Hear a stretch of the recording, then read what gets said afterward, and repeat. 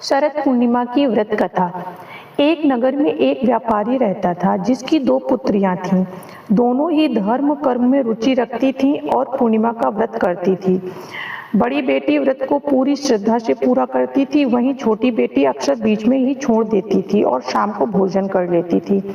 विवाह के बाद बड़ी बेटी को स्वस्थ और सुंदर संतानों की प्राप्ति हुई। दूसरी ओर छोटी बेटी को संतानें तो हुई, लेकिन वे अल्पायु थी और कुछ ही दिनों बाद मर जाती थी। इससे वह बहुत दुखी रहने लगी और एक पंडित से इसका कारण पूछा।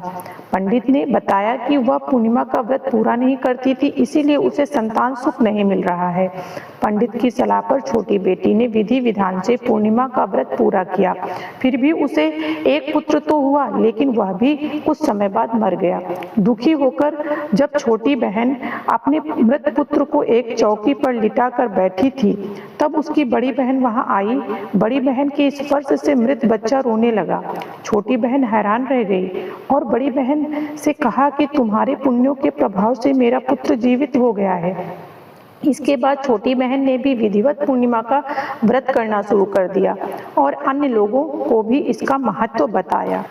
धार्मिक मान्यताओं के अनुसार शरद पूर्णिमा के दिन भगवान कृष्ण ने ब्रज की गोपियों के साथ रासलीला की थी, जिसे देखने के लिए शिव ने गोपीश्वर महादेव का रूप धारण किया था। यह भी माना जाता है कि शरद पूर्णिमा की रात को चंद्र अपनी पूर्ण कलाओं से युक्त होता है और अपनी शीतलता से पृथ्वी पर अमृत की वर्षा करता है। इस दिन देवी लक्ष्मी की पूजा करने से घर में सुख, समृद्धि और धन की प्राप्ति होती है।